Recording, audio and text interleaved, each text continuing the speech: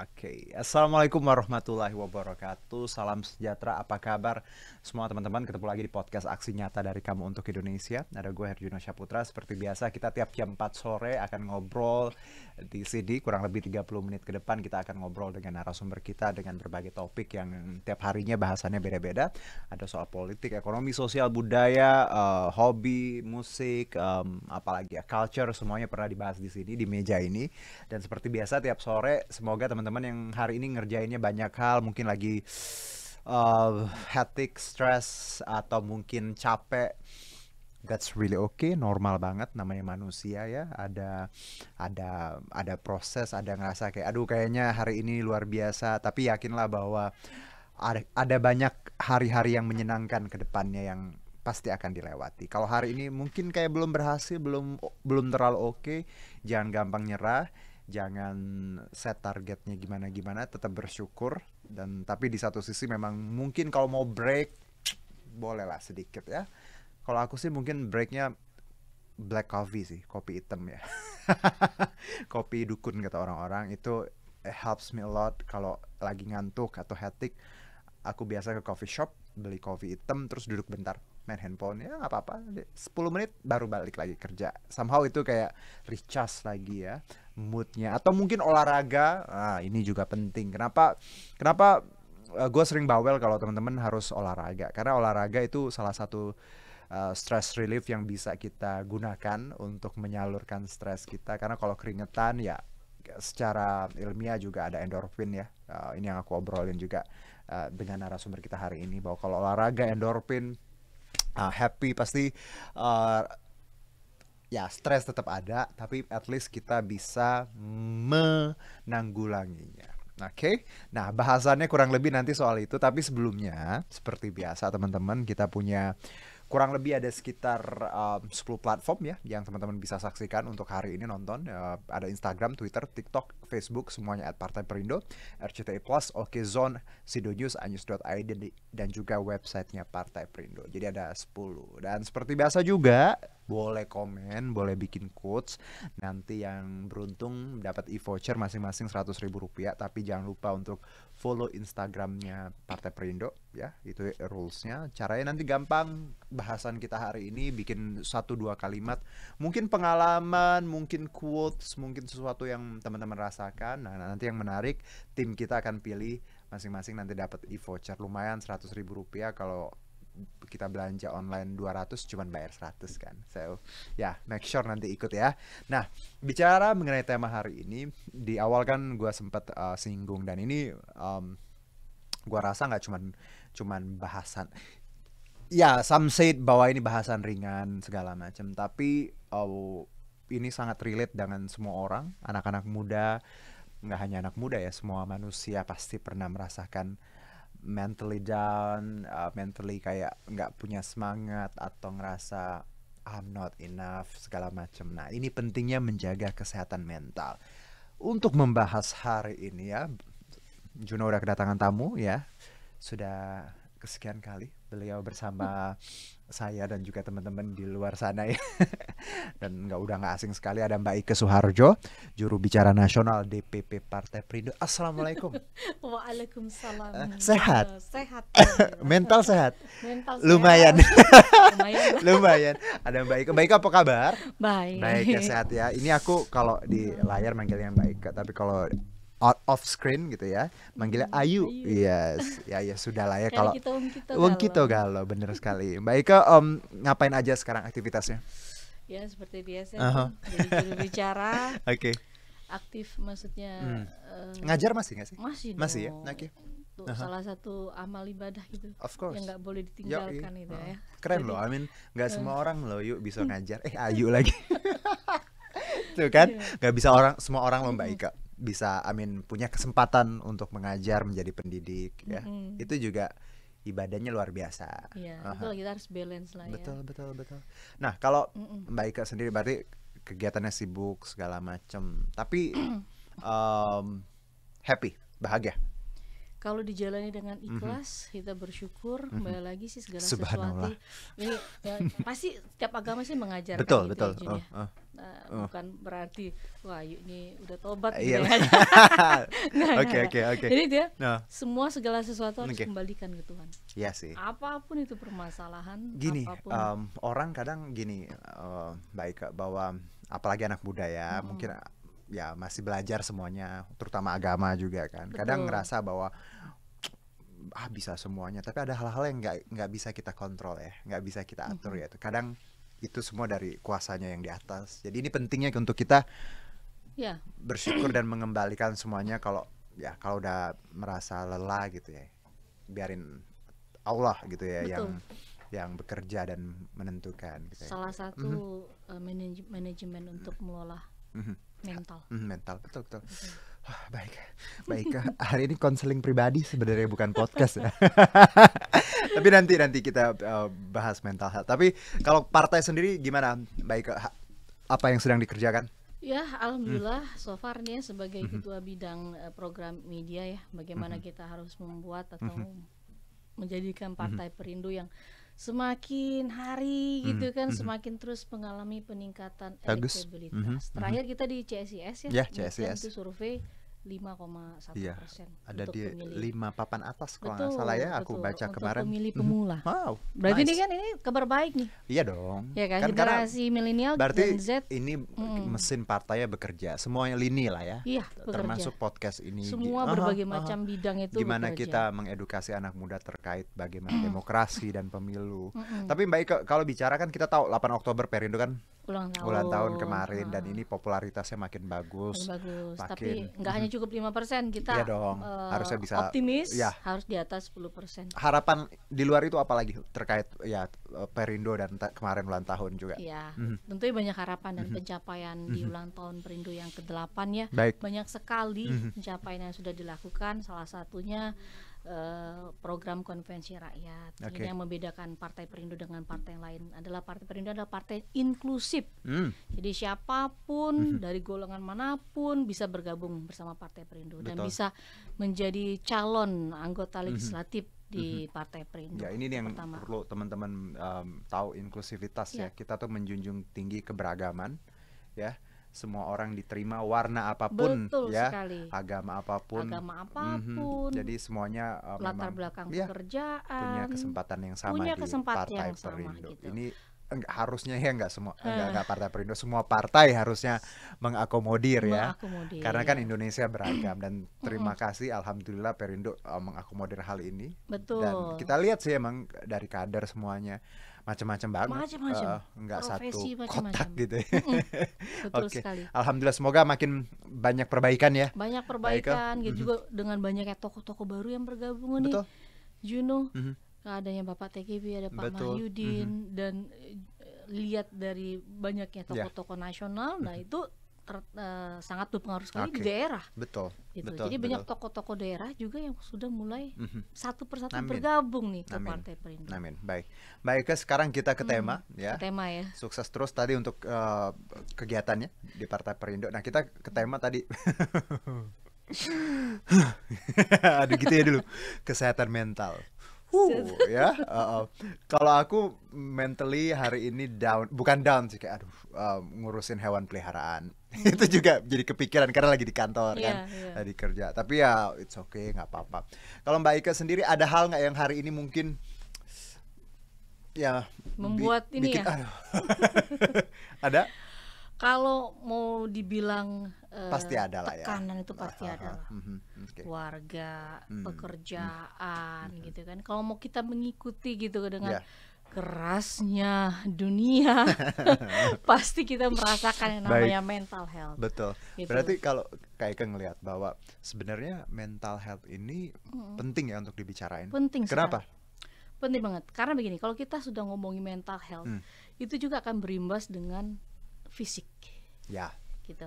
Jadi nyata ternyata ini nyata, ini real ya.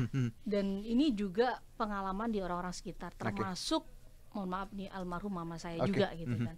Jadi sumber penyakit apapun itu, penyakit kolesterol, diabetes, pencernakan, emah, itu dari mana? Semua berasal dari pikiran. Itu memang ilmiah juga betul. nyambung. Pikiran dan itu kembali lagi mental health. ya. Kalau sudah mentalnya udah sakit gitu kan, Oke.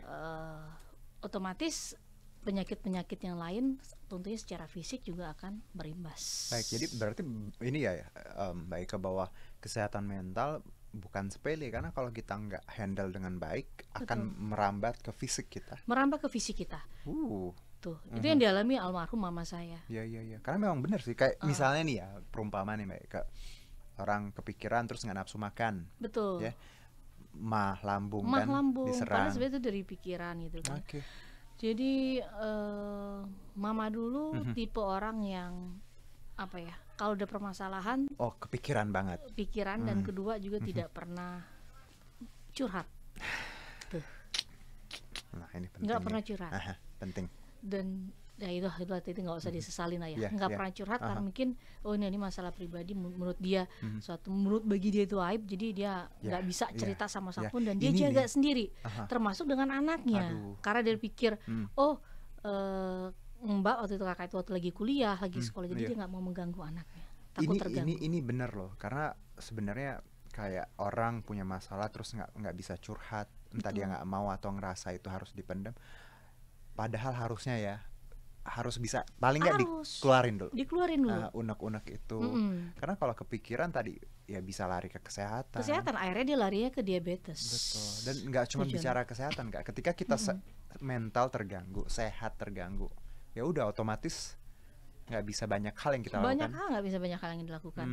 Terus belum lagi ini kita ngomongin secara penyakit secara fisik Ya, ya. fisik Nah, ya. belum lagi nanti akibat dari stres, depresi itu akhirnya berakhirlah ke bunuh Macem-macem. diri. Nah, berita yang baru-baru ini Jun, ya kan, salah satu mahasiswa yang ada di Jogja Iya. juga lompat dari lantai 11 dan itu setelah diselidiki polisi menemukan surat psikolog Ya. nih. Aha. Aduh. Dan ini ya kalau bicara Ironis. depresi kan, yang dari yang mental health, stres akhirnya ke depresi. Benar kata Mbak Ika tadi, kasus bunuh diri di Indonesia tuh lumayan tinggi loh. Mengalami peningkatan. 10.000. Betul.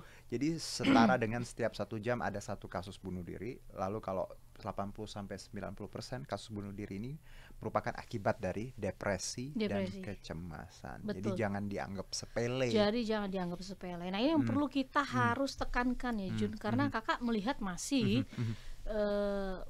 masih banyak yang belum mengerti dan belum paham dan menyepelekan tentang mental illness gitu. Ya. Gitu. Saya sih maunya pribadi selama ini pengenalan atau sosialisasi mengenai mental health ini seharusnya sudah disosialisasikan Di secara sekolah. masif Kurikulum sejak ya. dini. Ya, Masuk ya. kurikulum. SD Iya, ya, maybe ya, dari mungkin. mulai dari anak pubertas ya. Iya, ya. Menurut kakak ya itu sudah mulai harus dikenalkan. Benar. Karena ketika sudah mulai pubertas itu, itulah gejolak-gejolak Karena itu sudah Mbak mulai Ika, gitu loh. kita tuh nggak belajar itu di sekolah kan. Nah, Nggak. itu dia. Itu tergantung, kalau untuk saat ini ya menurut aku itu tergantung bagaimana anak di rumah. Ya, PR-nya adalah memang orang tua nih di rumah. Karena kan nggak ada di buku, Betul. maksudnya nggak ada di sekolah gitu. Aku yakin kayak misalnya jangankan Mbak Ika ya, Iya. aku pun ngerasa ya namanya manusia ada aja kan capek sebenarnya. Capek pasti. Tapi ini tergantung dari didikan di rumah. Ketika kita memang dididik untuk bukan strong ya, kerja keras, ibadah, Betul. ya, terus istilahnya ngobrol, diskusi kalau ada masalah. Ini akan membantu sih kalau menurut aku ya Mbak Ika. Bagaimana anak-anak yang akhirnya di rumahnya kuat, pas keluar rumah juga akan lumayan kuat gitu. Nah, Iya. kebayang dong, tapi nggak semua keluarga kan. Nah, nggak semua keluarga Nah, Jun.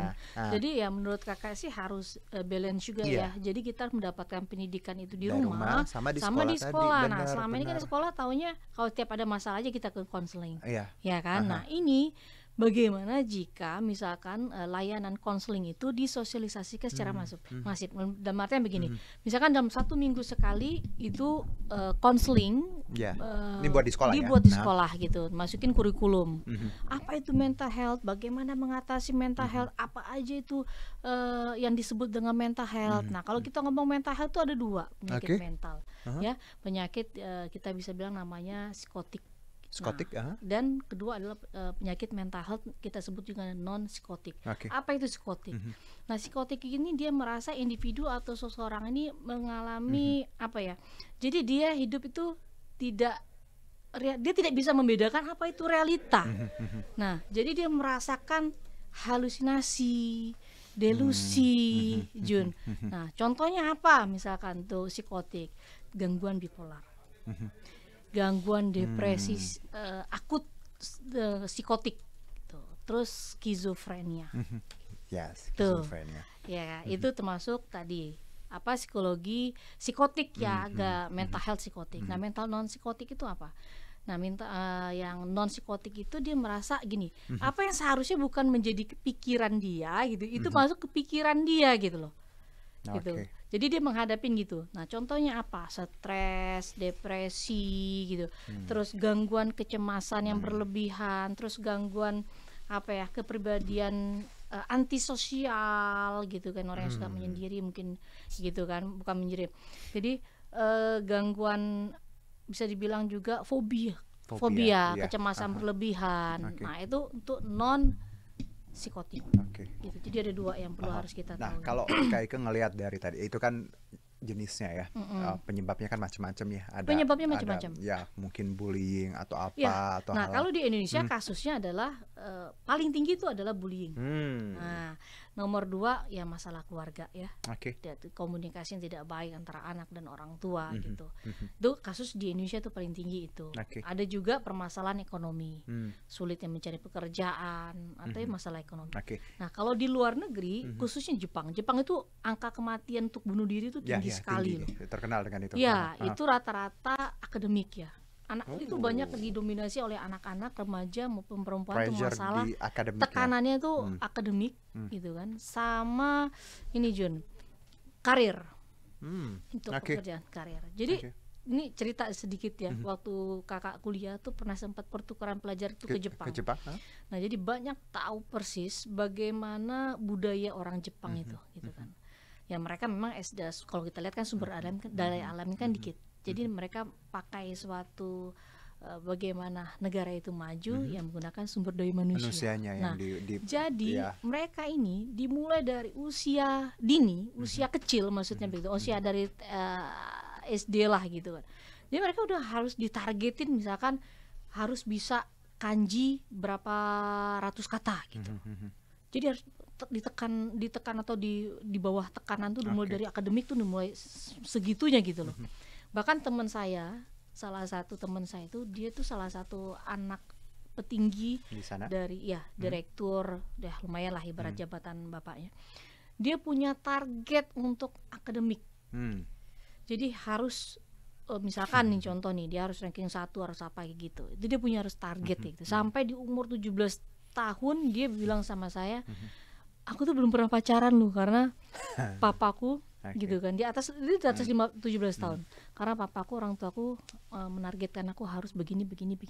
Dan itu budayanya udah tuh ini. Benar. Jadi kamu lihat, saya ini katanya konsumsi obat. Dia bilang, saya ke psikiater. Dia bilang, karena saya nggak kuat menghadapi tekanan apa yang diberikan oleh orang tua saya. Sampai sekarang saya tidak pernah pacaran, saya tidak pernah pergi sama teman-teman saya gitu. Memang tidak semua, tapi kamu perhatikan nih, coba kamu lihat, rata-rata katanya dalam satu hari itu pasti ada orang yang menabrakkan diri ke Shinkansen. Dia bilang, Jadi memang mental health ini aspeknya banyak, penyebabnya banyak. Tadi paling tidak ini, kalau dari yang kita obrolin, bahwa kalau di Indo kan tadi bullying ekonomi, hal-hal ini kan harusnya kita bisa hadir ya untuk membantu ya. Untuk bullying jangan jahat sama orang, be kind ya. Karena itu tapi kita tahu kan sosial media semuanya itu luar biasa ya. Mereka membuat orang berubah dalam menyerang orang. Ekonomi juga ini penting ya. Aku yakin sih semakin sejahtera masyarakat, semakin kenyang perut kita. Hal-hal kayak gini tuh bisa ya paling nggak kita redam kan. Berarti ini negara juga harus hadir, bicara ekonomi, bicara tadi masuk kurikulum ya. Kalau di rumah orang tua, apalagi anak-anak sekarang ya, orang tua harus juga paradigmanya juga berubah ya. Paling tidak ya membantu ya Paling kayak gini, kalau anaknya pulang gimana, sehat nggak, atau di sekolah ada masalah apa, paling Betul. pertanyaan simple kayak gitu. Iya, Baik, iya, iya. sayangnya di Indonesia culture kayak gitu belum. Belum. Orang tua kita masih kayak, kita pun mau ngobrol sama orang tua masih segan. Masih segan, masih You know, takut. right? Nah, salah satu memang solusi untuk anak dan remaja ini memang bagaimana anak itu bisa menganggap kita itu sebagai tidak hanya orang tua tapi Ya. teman. Baik. Jadi bagaimana kita bisa berkomunikasi ke anak itu dari hati ke hati. Oke. Itu yang dibutuhkan. Baik, Kak, kita punya artikel ya. Ini terkait bahasan kita hari ini. Ya. Ini beberapa 40 detik orang meninggal akibat bunuh diri. Kemenkes imbau jaga kesehatan jiwa mahasiswa. Ini yang kemarin yang kita obrolin tadi, surat psikologi dari rumah sakit. Karena memang kalau data ya teman-teman di Indonesia 4,2% nih kalau yang ada contekannya nih, Juno punya contekan 4,2% siswa yang baik di Indonesia pernah berpikir untuk bunuh diri. Betul. Pada kalangan mahasiswa sebesar 6,9. Wow, makin naik Makin angkanya. naik. Ya, dan sedangkan 3% lainnya pernah melakukan percobaan bunuh diri. Aduh. Apalagi setelah pandemi, Jun. Oh, ya, Pas pandemi. ketika pandemi. Aha. Itu kan honestly memang kalau kita lihat ya di anaknya juga orangnya itu juga mengalami tingkat Benar. stres Karena pandemi ini kan yang lebih tinggi. Banyak orang dirumahkan, ekonomi Betul. pasti turun. Oh, ekonomi Ya, turun. terus juga mental kena banget nih. Kena banget. Baik ya, kita yang biasanya sibuk tiba-tiba nggak ngerjain apa-apa di rumah, ketemu keluarga, ya mungkin beda pendapat Beda segala pendapat. macam. Ya, Belum ya. lagi dengan kalau ini untuk anak-anak ya.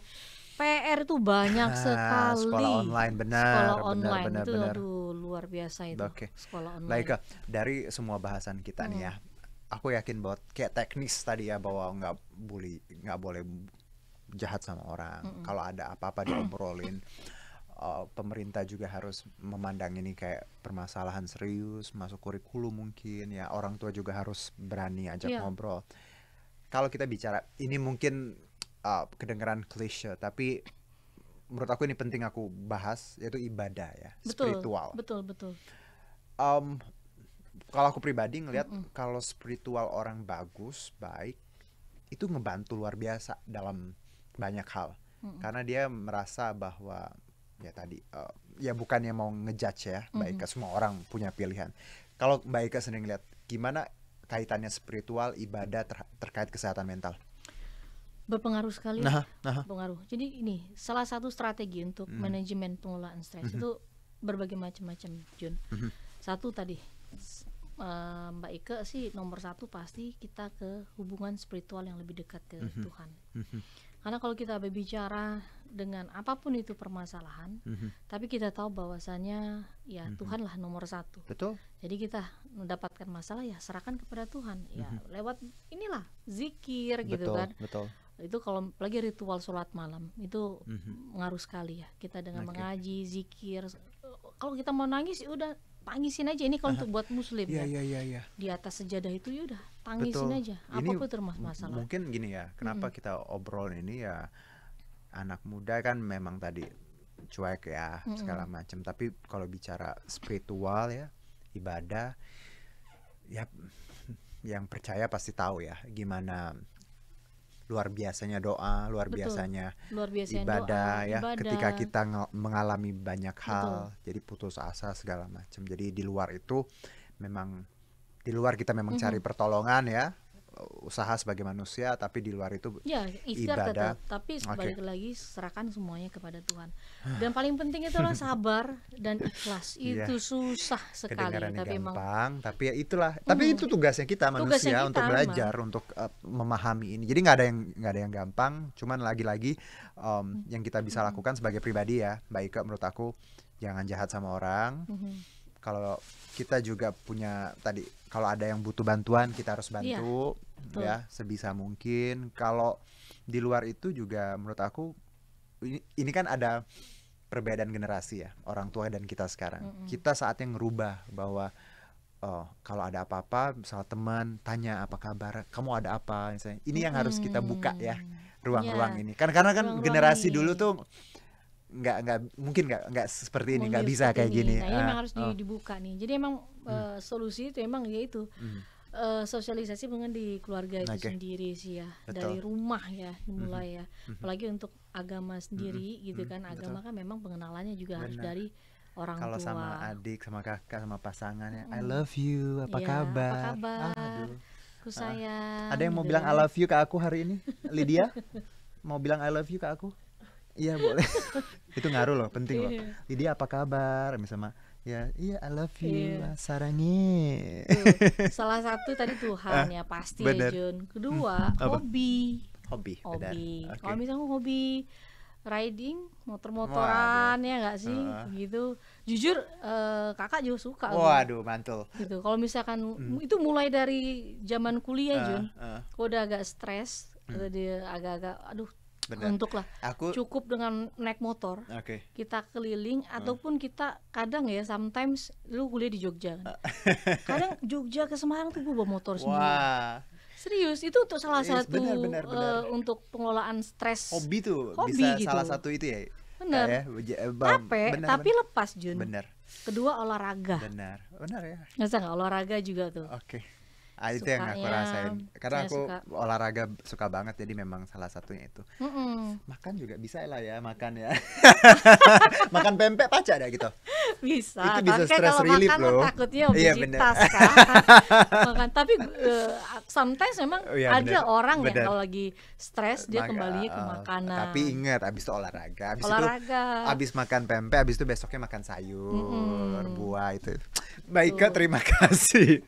Waktunya selesai. Oh, selesai ya, kita ya? aduh obrolan kita soal mental health, tapi penting banget ini untuk diingetin ke semua orang ya, bahwa ini hal yang sangat harus kita bawa ke ranah publik biar orang-orang tahu bahwa ada kayak gini. Jadi ya kalau kita menemukan hal kayak gini harus saling bantu lah. Saling bantu. Mungkin gini, closingnya Jun, Oke. pengen teman-teman pengen tahu nih, kira-kira untuk pentingnya belajar mental health atau mengetahui apa itu mental health, kita harus tahu nih manfaat dari kesehatan jiwa gitu. Oke.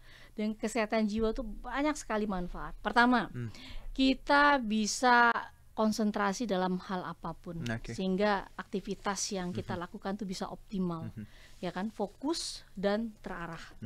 Nah, kedua, dengan kesehatan jiwa tuh kita dapat berinteraksi dengan baik pada siapapun. Kembali lagi, kita adalah makhluk sosial. Oke. Jadi kalau misalnya kita punya mental health yang sehat gitu kan, ya pikiran kita kan pasti selalu positif.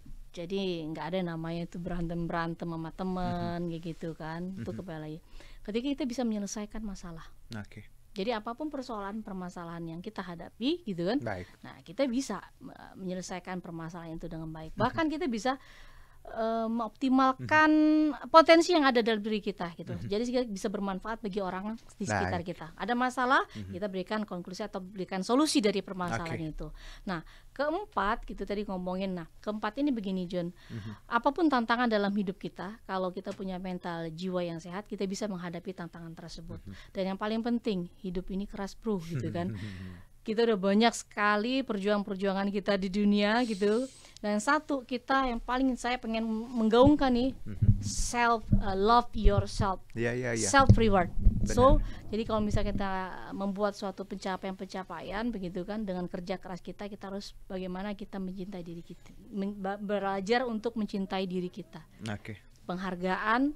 Jadi kita apapun itu kita harus apresiasi terhadap diri kita sendiri. Betul. Itu yang paling penting sekali sih. Baiknya, terima kasih. Obrolan kita yang penuh makna ini ya. Semoga makin membantu, karena ya semua orang bisa relate dengan bahasan kita. Dan sebelum kita closing, ini juga berkaitan dengan Partai Perindo. Kampanye Aksi Nyata dari Kamu untuk Indonesia ini relate banget dengan movement yang dijalankan oleh Partai Perindo. Anak-anak muda harus produktif, solutif, modern, bersih, berintegritas, peduli, dan turun tangan untuk Indonesia sejahtera. Dan Partai Perindo memanggil putra-putri terbaik Indonesia untuk mendaftarkan diri sebagai bakal calon anggota legislatif di semua tingkatan DPRD, kabupaten kota, provinsi, dan RI. Tinggal ke konvensirakyat.com, dan untuk mendaftar sebagai anggota Partai Perindo boleh ke partaiperindo.com atau klik bit.ly/member Partai Perindo. Dan untuk yang memberikan quotes terima kasih, nanti kita umumkan pemenangnya di Instagram Partai Perindo. Baik, terima kasih sekali lagi atas waktunya. Insya Allah kita ketemu lagi dengan obrolan-obrolan yang menarik lagi. Dan tentunya terima kasih untuk Partai Perindo yang selalu bergerak dengan aksi nyata. Semoga Partai Perindo semakin sukses dan maju terus untuk Indonesia sejahtera. Saya Herjuno Syaputra, salam aksi nyata dari kamu untuk Indonesia. Bye-bye. Marilah seluruh rakyat Indonesia, arahkan pandanganmu ke depan. Raihlah mimpimu bagi nusa bangsa, satukan tekad untuk masa depan. Pantang menyerah, itulah pedomanmu. Hentaskan kemiskinan cita-citamu, rintangan tak menggentarkan dirimu. Indonesia maju, sejahtera tujuanmu, nyalakan api semangat perjuangan. Dengunkan gema, nyatakan persatuan.